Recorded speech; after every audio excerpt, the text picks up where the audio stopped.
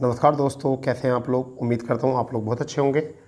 दोस्तों, आज हम भारतीय इतिहास की एक रिवीजन सीरीज लेकर आए हैं जिसमें आप भारतीय इतिहास के पूरे सभी इम्पोर्टेंट फैक्टों पर नज़र रखेंगे और जिससे कि आपकी सभी वनडे एग्ज़ाम के लिए यह बहुत ज़्यादा हेल्पफुल हो सकती है। दोस्तों, कई बार ऐसा होता है कि हम परीक्षा से पहले एक ऐसी ही नोट्स की हमें आवश्यकता होती है जिससे कि हमारा पूरा रिवीजन हो जाए और हम भी ये चाहते हैं कि आप अच्छे से अच्छे तरीके से अपने जीएस वाले पोर्शन को तैयार करें। तो ये आगामी जितने भी वनडे एग्ज़ाम हैं उसके लिए बहुत ज़्यादा हेल्पफुल होने वाली है। किसी भी कैंडिडेट ने अगर इतिहास पढ़ रखा है और उसके बाद अगर इस फैक्चुअल वीडियो को अगर देख ले तो शायद मैं उम्मीद करता हूँ कि वह फिर कभी इतिहास में कभी कमज़ोर नहीं होने वाला है। हम सभी विषयों पर इसी तरीके की क्लास आपको लेने वाले हैं और यह क्लास जो है आपके केवल रिवीजन मात्र रहेगी। तो दोस्तों, अब आप देरी ना करें और देखें कि इसमें क्या जुड़े हुए फैक्टर हैं। हम भी आपको कुछ एक्स्ट्रा फैक्टरों के साथ जो है आपको बताएंगे। तो कोशिश करते हैं कि आप अच्छे तरीके से इसका फ़ायदा उठाएंगे। तो देखिए, यहाँ पर अगर हम बात करते हैं तो यहाँ सबसे पहली बात है तो देखिए क्या प्राचीन भारत का इतिहास आपको यहाँ से याद रखना है। नव पाषाण युग में मानव का सबसे महान आविष्कार आग था। यानी कि नव पाषाण युग में जो था मानव का सबसे महान जो आविष्कार था वो क्या था? आग। अब देखिए क्या था कि पाषाण युग भी जो था वो 3 युग थे।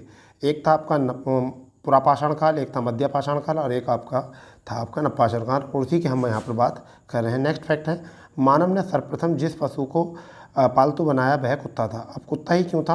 तो देखिए, कुत्ते में जो है सूंघने की क्षमता बहुत ज़्यादा थी और वफादारी भी बहुत इसमें देखने को मिली। तो उन लोगों ने जो है कुत्ते को सर्वप्रथम अपना पालतू पशु बनाया और यह शिकार खोजने में जो है बहुत ज़्यादा हेल्प करता था। इस वजह से उन्होंने कुत्ते को ही पालतू बनाया। मानव द्वारा सर्वप्रथम प्रयोग में लाई गई जो वस्तु थी वो थी तांबा। ठीक है दोस्तों, यहाँ पर फिर आगे बात करते हैं। तो यह है आपका कि सबसे पहले वर्ष 1921 में दयाराम साहनी के नेतृत्व में पश्चिम पंजाब के हड़प्पा नामक स्थल पर हुए उत्खनन में हड़प्पा सभ्यता अथवा सिंधु घाटी सभ्यता का पता लगा था। ठीक है, यानी कि 1921 में दयाराम साहनी के द्वारा ही हड़प्पा के नामक स्थल का पता चला। हड़प्पा सभ्यता कांस्य युगीन या कांस्य युग से संबंधित थी। यानी कि यहाँ पर कांस्य धातु का प्रयोग होता था। मोहनजोदाड़ो में पशुपति की मूर्ति मिली जिन पर शिव की आकृति जैसा चित्र मिला। ठीक है दोस्तों, आगे बात करते हैं। ये क्या है? सिंधु सभ्यता नगरीय सभ्यता थी जबकि आर्यों की सभ्यता ग्रामीण थी। देखिए, सिंधु घाटी सभ्यता के बाद में ही आर्य आए थे, क्योंकि सिंधु घाटी सभ्यता का पतन होने के बाद आर्यों का उद्भव हुआ था। सिंधु घाटी सभ्यता का पतन 1750 यानी कि 2350 से लेकर 1750 में सिंधु घाटी सभ्यता का पतन हो गया था। उसके बाद 1500 बीसी से लेकर 500 बीसी या 600 बीसी तक जो है आपकी आर्यों की सभ्यता रही, जिसमें हम पूर्व वैदिक काल और हम आर्य जो है इनको पढ़ते हैं। तो आपका पहला पार्ट जो होता है 1500 से 1000 वह होता है पूर्व वैदिक काल और उसके बाद जो होता है 1000 से लेकर 600 बीसी तक वो होता है उत्तर वैदिक काल। ठीक है दोस्तों, तो इसी आर्यों की बात की है जो मध्य एशिया से भारत में आए थे और यह ग्रामीण सभ्यता थी। जबकि ये सिंधु घाटी सभ्यता जो थी वो कैसी सभ्यता थी? नगरीय सभ्यता थी। ये भी क्वेश्चन आपके लिए इंपॉर्टेंट हो सकता है। अब देखिए, यहाँ पर हम बात करते थे कुछ स्थान हैं और उनकी खोजकर्ता हैं। कुछ स्थान और उनके खोजकर्ता जो है थोड़ा इनको जो है आप याद रख लेना। हड़प्पा की खोज जो की थी वो किसने की थी? दयाराम साहनी ने। मोहनजोदड़ो की खोज की थी राखलदास बनर्जी ने। आपके एग्जाम के लिए ये दोनों पार्ट जो है बहुत इंपॉर्टेंट है। रोपड़ की खोज जो की थी जगदत्त शर्मा ने की थी 1953 में और लोथल SR राव ने 1954 में की थी। कालीबंगा की खोज जो की थी BB लाल ने 1961 में की थी। रंगपुर की खोज जो थी MS बत्स ने की थी और चुनहोल की खोज मजूमदार ने की थी। ठीक है भाई, इसके बाद अगर हम बात करते हैं तो चुनहोलों के बाद जो है वह क्या है? सुरकोटदा। क्या है आपका? सुरकोटदा की खोज JP जोशी ने की थी और बनवाली की खोज जो है बिष्ट ने की थी। आलमगीर जगदत्त शर्मा के द्वारा खोजा गया 58 में, जबकि कोट दीजी फजल अहमद खान ने 55 में खोजा। सुत कोगेडोर ऑरल स्टाइन ने 1927 में। मांडा जो आपका JP जोशी द्वारा खोजा गया। मांडा जो है यह हमारा जो है पूर्व सबसे पश्चिमी भाग जो है जम्मू कश्मीर में है। ठीक है, आलमगीर जो है सबसे पूर्वी भाग है सिंधु घाटी सभ्यता का। ठीक है, और आपका सुत कागेडोर जो है सबसे पश्चिमी छोर है, जबकि नीचे जो आपका है आपके अगर हम बात करें मध्य प्रदेश में आपका, तो ये भी थोड़ा सा याद रखना है। धौलपुर जो है आपका, दैमाबाद जो है क्या है, दैमाबाद सबसे दक्षिणी पॉइंट है, तो ये भी थोड़ा सा याद रख लेना है। ठीक है, धौलावीरा जेपी जोशी ने खोजा था, आपको याद रखना। राखीगढ़ी को थोड़ा सा याद रखो, सूरजभान ने किया था। ठीक है, तो एक तो राखीगढ़ी थोड़ा याद रखना है आपको, फिर बालाकोट याद रखना है, मांडा याद रखना है, सूतकागेडोर याद रखना है। तो इन पर एक बार जो है नज़र मार लेते हैं फिर दोबारा से। देखिए, हड़प्पा की खोज जो की वो किसने की, दयाराम साहनी ने। मोहनजोदड़ो की खोज जो की राखलदास बनर्जी ने। रोपड़ की खोज यज्ञदत्त शर्मा। लोथल की खोज SR राव। कालीबंगा की खोज BV लाल। रंगपुर की जो खोज की थी वो की थी MS बत्स ने। और चुम्होदड़ो की खोज NG मजूमदार। सुतकोदा की खोज की थी JP जोशी। बनवाली की RS बिष्ट। ठीक है, आलमगीर की खोज जो की थी यज्ञदत्त शर्मा ने की थी। ठीक है, आगे देखते हैं क्या है। आलमगीर के बाद जो है कोट दीजी फजल अहमद खान ने की थी। सूतकागेडोर ऑरेल स्टाइन ने। मांडा JP Joshi. Balakot George F delve. Dholavira JP Joshi. ठीक है, और आपका राखीगढ़ी याद रख लो, ये आपका क्या है, सूरजभान। ये खोज की थी इन्होंने। अब आगे देख लेते हैं, कुछ और भी है जो आपके लिए बहुत इंपॉर्टेंट हो सकता है। ठीक है, और भी ऐसी बातें हैं जो आपके लिए बहुत इंपॉर्टेंट हो सकती हैं, तो पहले इनको देख लेते हैं। आगे क्या है, मोहनजोदड़ो शब्द का अर्थ जो है सिंधी भाषा में है मृतकों का टीला। मोहनजोदड़ो सिंध प्रांत पाकिस्तान में लरकाना जिले में स्थित है। ठीक है, नेक्स्ट पॉइंट है आपका, सिंधु सभ्यता के लोग लोहे का ज्ञान नहीं रखते थे, यानी कि लोहे का ज्ञान नहीं रखते थे। तो कैसे किसका ज्ञान रखते थे, यह कांस्य युगीन सभ्यता, इसलिए कांस्य का प्रयोग ये लोग करते थे। और एक यही वजह थी सिंधु घाटी सभ्यता के लोगों के पतन की, क्योंकि कांस्य के औजार और जितने भी उनके उपकरण थे वह पावरफुल नहीं होते थे। ठीक है, सिंधु घाटी सभ्यता की मुख्य विशेषता थी शहर योजना प्रणाली, जिसे नगर योजना प्रणाली भी कहते हैं। हड़प्पा सभ्यता में भवनों का निर्माण पक्की ईंटों से किया जाता था। फिर आगे क्वेश्चन है, ताम्रपाषाण युग में चालकोलिथ युग भी कहा जाता है। ताम्रपाषाण काल को कहा था चालकोलिथ युग, यानी ताम्रपाषाण काल जो था वो क्या था, वो तांबे और पत्थर का युग था। यानी कैसा, ताम्र बोले तांबा, और पाषाण से जो पत्थर का युग था उसको हम ताम्रपाषाण काल कहते हैं। और ताम्रपाषाण काल जो था नवपाषाण काल को ही कहा जाता है। जो नवपाषाण काल था वही हमारा क्या था, ताम्रपाषाण काल, क्योंकि सिंधु घाटी सभ्यता के अंतिम समय में जो है तांबे का पाषाण यानी पत्थर के साथ जो है प्रयोग होने लगा था। आगे बात करते हैं, सूतकागेडोर, बालाकोट और डाबरकोट और सूतकाकोह दक्षिणी बलूचिस्तान में प्रमुख स्थल थे। दक्षिणी बलूचिस्तान में जो थे प्रमुख स्थल थे, यानी कि ऐसा मान के चलिए कि ये भी यहाँ से क्वेश्चन इंपॉर्टेंट हो सकता है। आगे क्वेश्चन है, मोहनजोदाड़ो, कोट दीजी, आमिर चुन्होदड़ो, ये सब सिंध प्रांत के जो थे प्रमुख स्थल थे। तो क्वेश्चन आ सकता है एग्जाम में कि निम्न से कौन सा सिंध प्रांत से संबंधित नहीं है। तो आपको कौन कौन से याद रखने हैं, एक तो चुन्होदड़ो याद रख लो, फिर अली मुराद याद रखो, कोट दीजी और मोहनजोदड़ो, यही आपको जो है याद रखने हैं।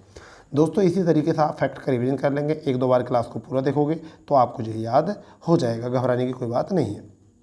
आगे बात करते हैं, हड़प्पा, चकपुरवाने, जलीलपुर और इस्माइल खान तत्कालीन पंजाब यानी कि पाकिस्तान के प्रमुख स्थल हैं। कौन कौन थे, हड़प्पा, जलीलपुर और इस्माइल खान पंजाब के प्रमुख स्थल थे। गुजरात में कच्छ की खाड़ी में सुरकोददा और धौलावीरा, ठीक है, और खंबात की खाड़ी, रंगपुर, लोथल और रोजदी प्रमुख स्थल थे।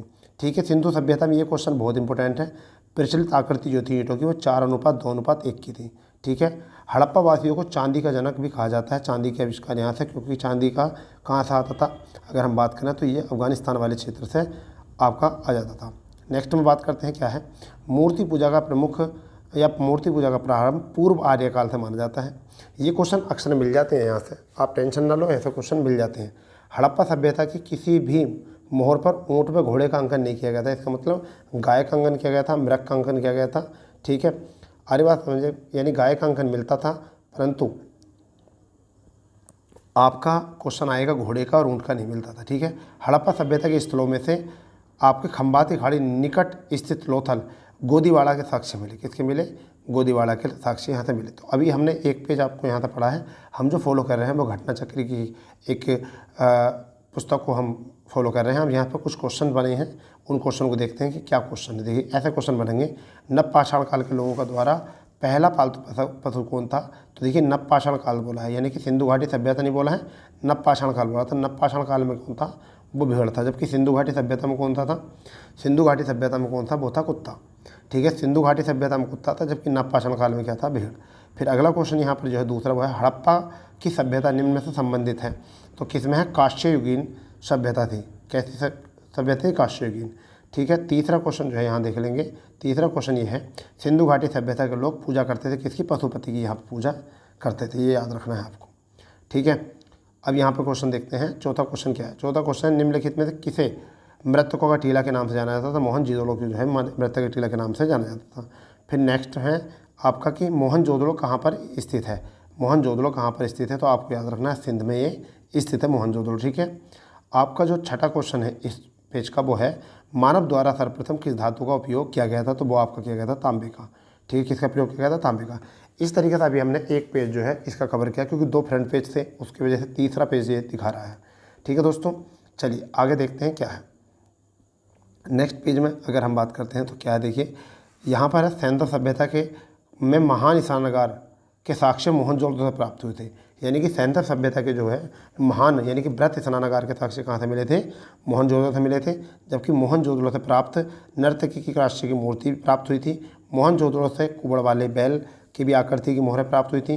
सिंधु सभ्यता की मोहरों पर सर्वाधिक अंकन एक श्रृंगारी बैल के हैं और उसके बाद कुबड़ वाले बैल का है। यानी कि सबसे ज़्यादा एक श्रृंगार वाले और उसके बाद जो है कुबड़ वाले बैल का। तो ये भी क्वेश्चन इंपॉर्टेंट है आपके लिए। ठीक है। अगर हम बात करते हैं मिस्र की सभ्यता का विकास नील नदी की द्रोणी पर हुआ था और मिस्र को नील नदी का उपहार भी कहा जाता है। क्या कहा जाता है? नील नदी का उपहार भी कहा जाता है। ठीक है भाई, आगे देख लेते हैं आगे क्या है। थोड़ा सा जूम करके इसको पढ़ेंगे हम। ठीक है। क्या है? अब ये बसे हुए हैं शहर और आपके नगर किस पर बसे हुए हैं? तो देखिए यहाँ पर हड़प्पा रावी, तो हड़प्पा को हड़प्पा पढ़ो। मोहनजोदड़ो सिंधु नदी, रोपड़ सतलज, ठीक है, कालीबंगा जो है घंगर, लोथल भोगवा, सुतकौगेडोर दास्क और सुतका कोह सादीकोर में और आलमगीरपुर ढिंडन। तो पहले आप इतना याद करेंगे कितनी नदियाँ, पहले इतने शहरों को याद कर लेंगे, एक बार रिविजन और करेंगे। हड़प्पा जो है वो आपका किससे? हड़प्पा जो मिलता है वो किस पर है? रावी नदी के तट पर। मोहनजोदड़ो जो मिलता है वो किस पर? सिंधु नदी के तट पर। रोपड़ जो है सतलज, कालीबंगा जो है घग्गर, लोथल जो है फिर आप देखोगे तो भोगवा, सुतकागेडोर जो है आपके दास्क और सुतकाकोह सादीकोर, आलमगीरपुर जो है हिंडन। तो हमने अभी तक इतनी नदियों को जो है याद कर लिया है, इतनी नदी और उनके शहरों को याद कर लिया। ठीक है। चलिए आलमगीर के बाद हम देखते हैं कौन कौन सी नदी और क्या। देखिए रंगपुर जो है भादर नदी, रंगपुर कौन सी नदी के किनारे बसा हुआ? तो भादर नदी। कोट दीजी सिंधु नदी, कुड़ाल नदी जो है सरस्वती, और कुड़ाल जो था स्थान था वो किस पर था? सरस्वती नदी पर। चुनहुदड़ो जो है ये आपका सिंधु। ठीक है। बनवाली आपका सरस्वती, मांडा जो है चिनाब और भगवानपुरा जो है सरस्वती। दैमाबाद जो सबसे दक्षिणी बिंदु है, दक्षिणी बिंदु था किसका? सिंधु घाटी सभ्यता का, वो प्रवरा नदी गोदावरी की सहायक नदी है। ठीक है। आमरी जो है ये है सिंधु नदी के और राखीगढ़ी जो है गंगर। तो इस तरीके से इनको भी एक बार रिवाइज करेंगे। रंगपुर आपका भादर हो जाएगा, कोट दीजी सिंधु और आपका कुड़ाल जो हो जाएगा सरस्वती। ठीक है। और चुनहुदड़ो आपका हो जाएगा सिंधु और आपका बनवाली आपका सरस्वती नदी और मांडा आपका चिनाब और भगवानपुरा जो है सरस्वती और दैमाबाद जो है आपका प्रभा और आमिर जो है सिंधु, राखीगढ़ी जो है आपका घग्गर नदी पर हो जाएगा। आगे देखते हैं आगे इसमें और क्या बातें दी गई हैं। देखिए क्या है आगे। ऋग्वेद को विश्व का सबसे प्राचीनतम वेद माना जाता है। इसकी देखो मैं आपको बताता हूँ, इसकी रचना जो की थी वो पूर्व वैदिक काल में की गई थी, यानी कि 1500 BC से लेकर 1000 BC के मध्य में जो है ऋग्वेद की रचना की थी। ठीक है भाई, थोड़ा सा इसको भी ऐसी बातें याद रखो। ऋग्वेद आर्यों की प्रमुख भाषा संस्कृत थी। ठीक है। ऋग्वेदिक आर्यों की। ऋग्वेद में वर्णित सबसे पवित्र नदी जो है सरस्वती। ठीक है। ऋग्वेद में सबसे पवित्र नदी जो थी वो क्या थी? सरस्वती। अथर्ववेद में जन साधारण के रीति रिवाज जैसे जादू टोना, चिकित्सा इत्यादि संबंधी जानकारी मिलती है, ये भी थोड़ा याद रखना है। ठीक है। इसके बाद अगर हम बात करते हैं तो आगे दिया गया है प्राचीन हिंदू विधि का लेखन मनु को कहा जाता है, जिसकी आकृति जो है मनु स्मृति। देखिए मानव जो है मनु से पैदा है। ठीक है। और दानव धनु से पैदा। ठीक है। और कौरव जो है कुरु से पैदा है। तो कौरव कुरु, मानव मनु और दानव धनु, इनको भी थोड़ा सा याद लिखते रह करो। कुछ कुछ बातें सुनोगे तब भी याद हो जाएगा और लिखोगे तब भी आप याद कर सकते हो। ऋग्वेद का प्रमुख देवता इंद्र को माना गया है और इंद्र को विश्व का स्वामी भी कहा गया है। क्या कहा गया? विश्व का स्वामी भी कहा गया। किसको? इंद्र को। ठीक है भाई, तो हमने ये स्लाइड देख लिया। अब आगे देख लेते हैं क्या है यहाँ पर। चलिए ये बहुत प्यारा क्वेश्चन है भाई, ये क्वेश्चन आपके यहाँ से एग्जाम में ज़रूर मिलेगा, ये आपको एग्जाम में ज़रूर मिलेगा क्योंकि यहाँ से क्वेश्चन मिलता है।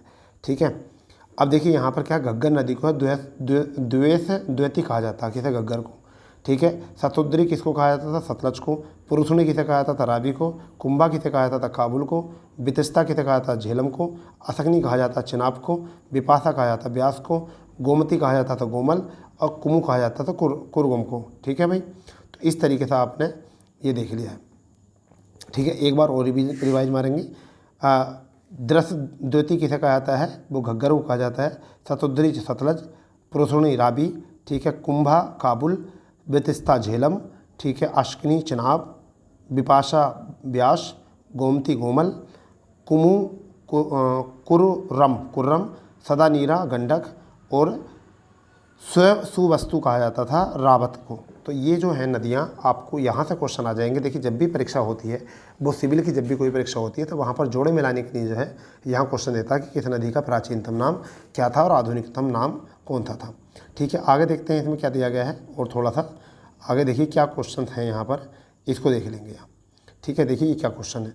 वैदिक देवता इंद्र को पुरंदर कहा जाता था। किसे? वैदिक देवता तो पुरंदर किसे कहा जाता था? इंद्र को कहा जाता था।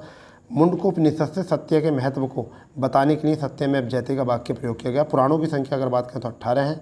ठीक है, तो यहाँ वेदों की संख्या 4, पुराणों की संख्या 18। ठीक है, पुराणों की संख्या कितनी? 18। ठीक है, आपको ये भी याद रखना है।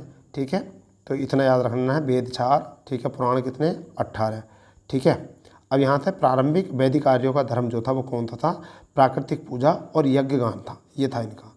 उत्तर ऋग्वेदिक काल को लोह युग कहा जाता था। देखिए यहाँ पर क्या था, लोहे की खोज हो गई थी। उत्तर ऋग्वेदिक काल का लोहे का खोज होने का मतलब है कि यहाँ पर लोगों का पहले क्या था, पूर्व वैदिक काल में जब ऋग्वेद था तो पूर्व वैदिक काल में जो था क्या करते थे लोग कि वहाँ पर तांबे का ज़्यादा प्रयोग करते थे। तो वहाँ पर उनका पहला प्रेफरेंस जो थी वह व्यापार था, जबकि दूसरी प्रेफरेंस जो थी पशुपालन थी। जैसे ही लोहे के और अस्थायी निवास करते थे पूर्व वैदिक काल वाले, जबकि हम अब बात करें उत्तर वैदिक काल वाली बात कर रहे हैं।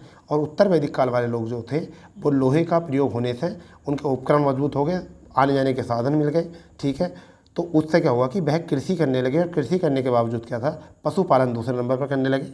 और उसके बाद उन लोगों ने स्थायी निवास भी अपना कर दिया। ठीक है, चलिए आगे देखते हैं फिर क्या है। फिर आगे दिया गया है जातक कथाएं बोध संहिता संबंधित हैं। ऋग्वेद में निहित गायत्री मंत्र सविता को समर्पित करता है। ठीक है, गायत्री मंत्र किसको करता है? सविता को समर्पित करता है। ये आपको थोड़ा बात याद रखनी है।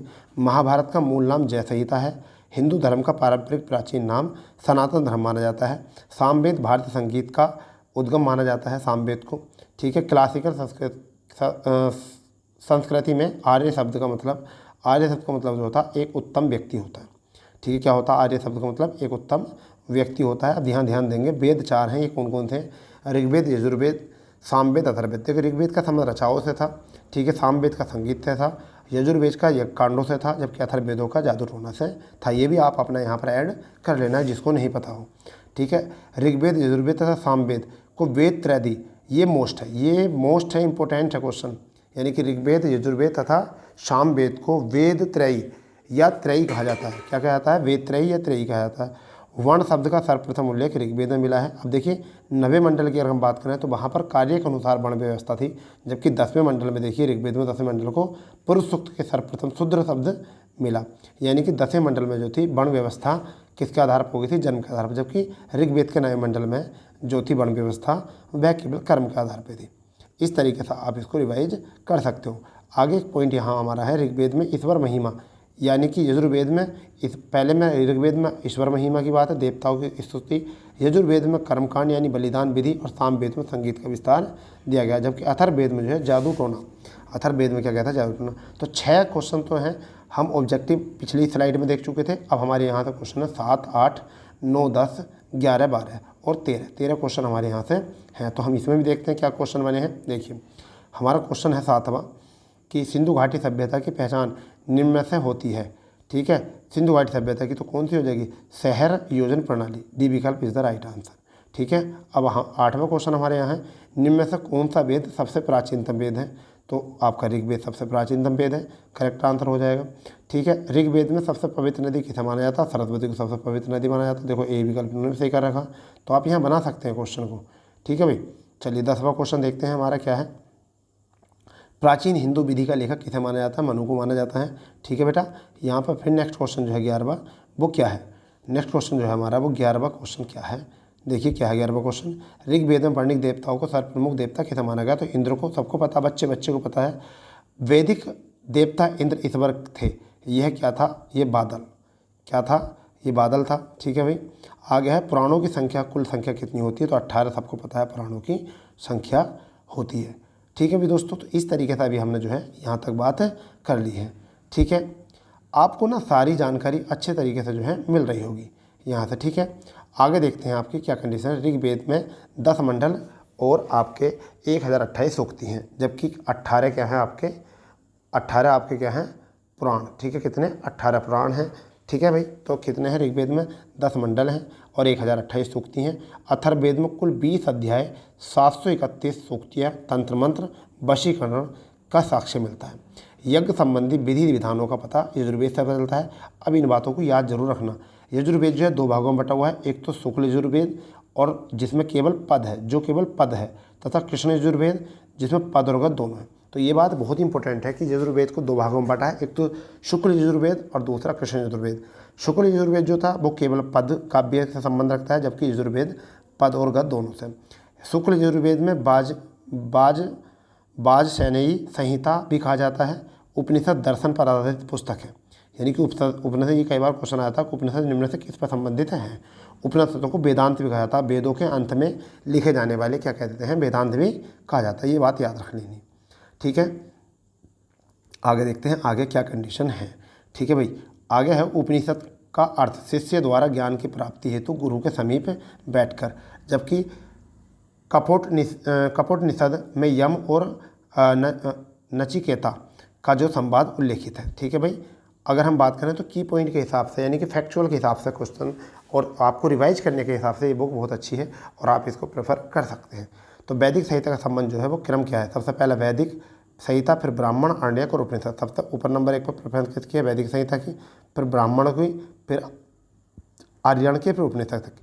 एग्जाम में अगर ये क्वेश्चन आ जाए क्रम से लगाने के लिए तो आपको ये क्रम वहाँ पर हेल्पफुल होने वाला है बहुत ज़्यादा। ठीक है भाई, आश्रम व्यवस्था की अगर हम बात करें तो कितने प्रकार की? 4, ब्रह्मचार्य, गृहस्थाचार्य, वानप्रस्थाचार्य, संन्यासाचार्य। ठीक है, ब्रह्मचार्य, गृहस्थाचार्य, वानप्रस्थाचार्य और संन्यास। 25-25 वर्ष का है, यानी 25 से 50 वर्ष का जो है ब्रह्मचार्य होता है, 0 से 25 तक का ब्रह्मचार्य होता है। ठीक है, और 25 से 50 का जो होता है गृहस्थ होता है, और 50 से 75 जो होता है वानस्थ होता है, और 75 से 100 का जो होता है वो होता है संन्यास। यानी कि ब्रह्मचार्य का मतलब होता है कि ज्ञान की प्राप्ति। ठीक है, ब्रह्मचार्य में होता है ज्ञान की प्राप्ति, शिक्षा भिक्षा प्राप्त करना, जबकि गृहस्थ में होता है घर गृहस्थी चलाना, संतान को पैदा करना। ये वानप्रस्थ में होता है अपनी संतान को पढ़ा लिखाना, उन्हें ब्रह्मचार्य कराना। और संन्यास में क्या होता है कि आप सभी सांसारिक दुखों से, सारी सांसारिक इच्छाओं से परे हट जाइए। तो 25-25 वर्ष की जो है इनकी अवधि होती है। और इसके प्रचलन को वेदोत्तर काल भी कहा जाता है। इसके प्रचलन को क्या कहा जाता है? वेदोत्तर काल। ये क्वेश्चन मोस्ट है। छंदोग्य उपनिषद में केवल 3 आश्रमों का उल्लेख है। ये बात याद रखनी कि इसमें 3 आश्रमों का उल्लेख है छंदो उपनिषद में। ठीक है, चलिए नेक्स्ट में देखते हैं क्या है। नेक्स्ट में है जवालोपनिषद में सर्वप्रथम 4 आश्रम का उल्लेख है। ठीक है, वैदिक संहिता सभ्यता में वरुण देवता को नैतिकता व्यवस्था का प्रधान माना। वरुण को ऋतु गोपीय भी कहा गया। क्या कहा? ऋतु गोपीय। बृहस्पति को वैदिक देवताओं का पुरोहित भी माना गया। ठीक है, वैदिक काल में सोने के हार को निष्क कहा गया, जो धातु के लिए प्रतीक किया जाता था। अब बात करते हैं शतपथ ब्राह्मण। यजुर्वेद का ब्राह्मण है, जो पुरुष में का उल्लेख शतपथ ब्राह्मण में हुआ था। ठीक है भाई, आगे अगर हम बात करते हैं इससे रिलेटेड, तो ये आपको याद रखना है गोत्र शब्द का सर्वप्रथम उल्लेख जो है, ये गोत्र शब्द का जो है सर्वप्रथम उल्लेख जो है किसमें मिला है? ऋग्वेद में। ठीक है, गोत्र शब्द का उल्लेख जो है किसमें मिला है? ऋग्वेद में। वैदिक काल में सभा और समिति नामक 2 संस्थाएं थीं जो राजा की नृशंसता पर नियंत्रण रखती थी। वैदिक काल में सभा और समिति। ठीक है, अथर्ववेद में सभा और समिति को प्रजापति की 2 पुत्रियां भी कहा गया है। पुराणों की रचना लोमहर्ष ऋषि तथा उनके पुत्र उरगश्रवा द्वारा की गई थी। वैदिक काल में गाय को अगन्य, लेकिन न मारे जाने योग्य कहा जाता था। तो इतनी बात, ये सारी बातें इंपॉर्टेंट है, इनको एक बार रिवाइज कर लो। गोत्र शब्द का सर्वप्रथम उल्लेख ऋग्वेद में हुआ था। और वैदिक काल में सभा एवं समिति नामक 2 संस्थाएं राजा की निरंकुशता पर नियंत्रित रखती थीं। अथर्ववेद में सभा और समिति को प्रजापति की 2 पुत्रियां कहा गया था, या कहा गया। पुराणों में रचना लोमहर्ष ऋषि तथा उनके पुत्र उरुश्रवा द्वारा की गई थी। वैदिक काल में गाय को अगन्य या न मारे जाने योग्य भी कहा गया था। ठीक है, आगे देखते हैं आगे क्या कुछ कंडीशन है या नहीं। आगे देखिए, आगे देखिए क्या क्वेश्चन है कि ऋग्वेद की मूल लिपि जो थी ब्राह्मी लिपि थी। ऐतरेय और कौशित्य जो ऋग्वेद के 2 ब्राह्मण ग्रंथ थे। ठीक है, ऐतरेय और कौशित्य। फिर यहाँ पर ऋग्वेद के द्वितीय से सप्तम मंडल को हम बंध मंडल कहते हैं, ये मोस्ट है भाई। यानी कि द्वितीय से सप्तम मंडल को हम क्या कहते हैं, बंध मंडल। सबसे पहले इनकी रचना हुई थी, जबकि प्रथम और आपके 10वें मंडल की सबसे बाद में जोड़ा गया था उनको। तो गोपथ ब्राह्मण अथर्ववेद से संबंधित है।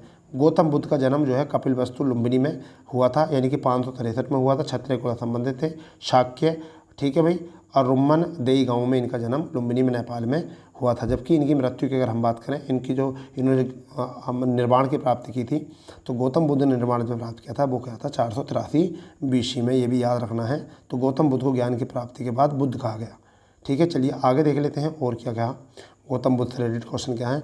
गौतम बुद्ध की मृत्यु 483 में मल्ल गणराज्य कुशीनगर में हुई थी। बौद्ध धर्म में इसे महापरिनिर्वाण कहा गया। तो 3 घटना यहाँ पर घटी। एक कहा गई महाभिनिष्क्रमण, जो 29 वर्ष की अवस्था में उन्होंने गृह त्यागा था। ठीक है, और दूसरी घटना की गई थी धर्मचक्र परिवर्तन, जो 6 साल की तपस्या के बाद में इन्हें 35 वर्ष की आयु में प्राप्त हुआ था। आगे अगर हम बात करते हैं तो फिर इन्होंने महापरिनिर्वाण जो है 483 में इन्होंने किया था। अगर हम बात करते हैं इनके लाइफ में 3 घटना कौन कौन सी घटी थी, वो यही 3 घटना थी।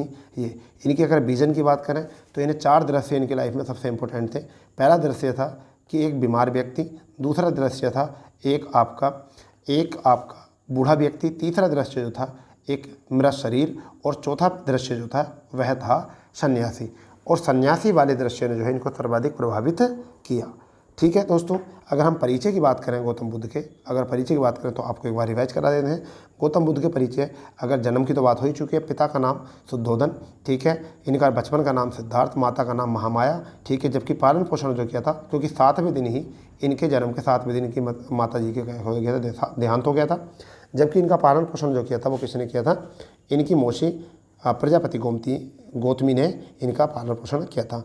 जबकि अगर इनकी पत्नी की बात करें तो 16 वर्ष की अवस्था में जो है इनका विवाह हो गया था, और किससे हो गया था, किससे, यशोधरा से इनका विवाह हो गया था। फिर इनके बच्चे इन्होंने एक बच्चे, यानी कि इनका एक लड़का था जिसका नाम राहुल था, और इनका जो सारथी था उसे हम चाड या छन्ना के नाम से जाने जाते हैं। जबकि इनके जो घोड़ा था उसे कथक के नाम से भी जाना जाता है। ये इनका सामान्य परिचय है जो आपको हमेशा याद रखना है। ठीक है भाई। 3 इनके त्रिरत्न थे, बुद्ध के 3 त्रिरत्न थे। एक था आपका धम्म, एक धर्म और एक संघ। यानी कि एक तो धम्म, बुद्ध और संघ, 3 त्रिरत्न थे इनके, याद रखना है। धम्म, संघ और बुद्ध, ये 3 थे। और दुखों से मुक्ति पाने के लिए, निर्वाण प्राप्ति के लिए बुद्ध ने अष्टांगिक मार्गों का रास्ता बताया कि 8 ऐसे मार्ग अगर आप इनको पर चल जाए तो आपको निर्वाण की प्राप्ति हो जाएगी। जैसे कि साम्यक दृष्टि, साम्यक वाक, साम्यक एकाग्रता, ठीक है, साम्यक समाधि। इस तरीके से जो है इन्होंने 8 अष्टांगिक मार्गों का भी जिक्र किया है इसमें। तो हमारा यहाँ थ्योरिकल बताया नहीं, केवल फैक्टों पर थोड़ी बहुत जानकारी आपको देनी है। ठीक है भाई। आगे बात करते हैं, बुद्ध ने अपने उपदेश जो है पाली भाषा में दिए थे। ठीक है। गौतम बुद्ध की माता महादेवी थी, ये आपको बता दिया कि बुद्ध को द लाइट ऑफ एशिया, विवेक और दया का सागर भी कहा गया। ठीक है, एशिया का प्रकाश के नाम से भी जाना गया। ये क्वेश्चन बहुत इंपॉर्टेंट है, देखिए याद रखना है आपको। यहाँ जो 47 है वो थोड़ा सा याद रखना। देखिए, पहली पोत संख्या थी 483, दूसरी पोत संख्या थी 383, तीसरी 47, और फिर यहाँ पर पहली 102। तो यहाँ हम लिख सकते हैं 83, 83, 47, 102। यहाँ हम इसे प्रयोग कर सकते हैं 83, 83, 55, 102। स्थान की अगर हम बात करें तो कहाँ पर, राजगिर है, दूसरा हुआ था वैशाली, तीसरा पाटलिपुत्र, चौथा कुंडलबन कश्मीर। इसे याद करना है, राज करा वैशाली ने, पुत्र गया कुंडलबन। ठीक है, ऐसे याद कर लेंगे इसको ट्रिक को, राज करा वैशाली ने, पुत्र गया वन में। ठीक है। अगर हम बात करते हैं यहाँ पर इनके अध्यक्ष की, तो महाकश्यप पहले अध्यक्ष थे, दूसरे में शुभकामी दूसरे अध्यक्ष थे, तीसरे में मोगलीपुत्र तीर्थ, और चौथे में वसुमित्र। ठीक है भाई। अगर हम यहाँ बात करते हैं इनकी शासन की बात करते हैं, किस किस के शासन में हुआ, तो अजात शत्रु, यानी कि शत्रु करा आजाद, और वो हो गया कालाशोक, और शोक में हो गया अशोक, अशोक को मिला निष्क धातु। ऐसे याद कर सकते हैं। तो अब याद कर सकते हैं अजात शत्रु, कालाशोक, अशोक और कनिष्क। ठीक है दोस्तों। तो अब एक बार ऐसे याद करते हैं, पहली जो संगीति हुई 483 में, कहाँ पर, राजगिर में। कौन था, महाकश्यप और अजातशत्रु। अब बात करते हैं इसमें क्या हुआ था, इसका कार्य इसमें नहीं दिया है, आप कार्य जोड़ लीजिए, सुन लीजिए। देखिए कार्य जो हुआ था पहली बौद्ध संहिता में वो हुआ था विनय पिटक और सुत्त पिटक, इन दो की रचना की गई थी यहाँ पर। जबकि दूसरी द्वितीय संगीति जो हुई थी वो 384 में वैशाली में हुई थी और सूर्यकामी ने इसकी अध्यक्षता की थी और कालाशोक इसके शासक थे, यानी कि शासक उस टाइम पर कौन थे, कालाशोक। यहाँ पर क्या हुआ था, एक तो स्थीवर, ये स्थीवर और महासंघिक, इन दो समुदायों का जो है मतभेद हो गया था, वाणी को लेकर जो है मतभेद हो गया। तो द्वितीय बौद्ध संहिता में बौद्ध धर्म का पहला विभाजन स्थीवर और महासंघिक में हो गया था। वही पहला विभाजन था। हीनयान महायान बाद का विभाजन था, मगर पहला विभाजन जो होता स्थीवर और महासंघिक में विभाजन हो गया था। तृतीय बौद्ध संहिता की बात करें 247 ईसा पूर्व में पाटलिपुत्र में हुई थी। मोगलीपुत्र थे, अशोक थे। इसमें क्या हुआ था, इसमें अभिधम्म पिटक, जो 3 पिटक हैं, सुत्त पिटक, विनय पिटक और अभिधम्म पिटक, तो उसमें तीसरा पिटक जो था अभिधम्म पिटक, उसकी रचना यहाँ पर की थी। किसने की थी, मोगलीपुत्र तिस्स ने। जबकि विनय पिटक और आपकी सुत्त पिटक, उनकी रचना जो थे वो उपाली और आनंद ने की थी। ठीक है, तो तीनों की रचना किसने की थी ये भी आपका पता चल गया। कब इनकी रचना, ये भी। चौथी बौद्ध संहिता जो हुई थी कुंडलवन कश्मीर में, वसुमित्र यहाँ पर क्या थे, अश्वघोष के उपाध्यक्ष थे। कौन उपाध्यक्ष कौन थे, अश्वघोष थे, और वसुमित्र जो थे यहाँ अध्यक्ष थे। और कनिष्क यानी कि यहाँ पर तो अजातशत्रु का संबंध जो था हर्यक वंश से था। कालाशोक का जो है शिशुनाग वंश से था। अशोक का मौर्य वंश था, जबकि कनिष्क का संबंध जो था वो कुषाण वंश से था। तो हमने यहाँ से आपको जो है जितनी जानकारी हमसे दी गई, इसमें सपोर्ट हमने आपको किया। अब 13 क्वेश्चन आपके हो चुके हैं, फैक्ट था। 14वां क्वेश्चन आपका क्या है, गौतम बुद्ध का जन्म कहाँ पर हुआ था, तो लुम्बिनी में हुआ था। कहाँ पर, नेपाल में। ठीक है, आगे क्वेश्चन है 15वां, यानी कि गौतम बुद्ध की मृत्यु कहाँ पर हुई थी, तो आपको सबको पता है कुशीनगर में हुई थी। ठीक है, मल्लों की जो ही राजधानी थी।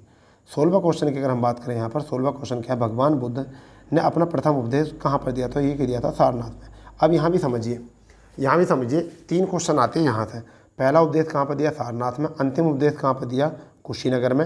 अंतिम उपदेश, लास्ट उपदेश जो था कुशीनगर में दिया था। और जबकि सबसे ज़्यादा उपदेश जो दिए थे वो श्रावस्ती में दिए थे, तो वो भी आपको बना के याद रखना है। ठीक है, आगे 17वां क्वेश्चन है, निम्न में से कौन जैन धर्म के असली संस्थापक माने जाते हैं, तो आपके ऋषभनाथ। ठीक है, ऋषभनाथ। दूसरे में आपके क्या हैं, पार्श्वनाथ। और चौथे में नेमिनाथ। और चौथा जो है आपका वर्धमान महावीर। तो यही आपका जो है आंसर हो जाएगा। ठीक है, ये भी क्वेश्चन है, महावीर का जन्म कहाँ पर हुआ था, तो महावीर का जन्म जो हुआ था कुंडग्राम वैशाली में हुआ था। ठीक है भाई, कुंडग्राम कहाँ पर हुआ था, वैशाली में, कुंडलग्राम वैशाली में। ठीक है, 19वें क्वेश्चन की अगर हम बात करें, 19वां 20वां क्या है, तो जैन धर्म के प्रथम तीर्थंकर जो थे वो कौन थे, आपके ऋषभदेव तीर्थंकर की बात की, ये महावीर अंतिम थे। ठीक है भाई, पार्श्वनाथ 23वें थे। ठीक है, तो हमारा 19वें क्वेश्चन का आंसर क्या बना है, 19वें क्वेश्चन का आंसर जो बना है वो क्या बना है, ऋषभदेव। ठीक है भाई, पार्श्वनाथ 23वें थे। महावीर स्वामी जो थे वो कौन से थे, आपके 24वें थे। पटना शहर का पुराना नाम क्या था, तो आपको याद रखना होगा, पाटलिपुत्र जो था पटना का ही पुराना नाम था। इस तरीके से जो है आप इसको बना के रख लीजिए। ठीक है दोस्तों, तो आज का सेशन जो है हमारा जो है केवल यहाँ तक ही है। आप पहले इतने को रिवीजन करिए, इससे आगे का जो सेशन होगा वो हमारा कल होगा। हम चाहते हैं कि आप भी छोटी छोटी वीडियो के माध्यम से जो है पूरे इतिहास को रिवाइज कर लें। ये हमारी केवल रिवीजन सीरीज़ है। तो दोस्तों मिलते हैं कल इसी समय, आपको इसी तरीके के रिवीजन के साथ और भी ऐड करके, मतलब जो भी हमसे बातें ऐड होती हैं हम कोशिश करते हैं कि आपको इसमें ऐड हो, क्योंकि ज़्यादा हम डिटेल में आपको पढ़ाना नहीं चाहते। तो मिलते हैं नई क्लास के साथ। जय हिंद, जय भारत, वंदे मातरम।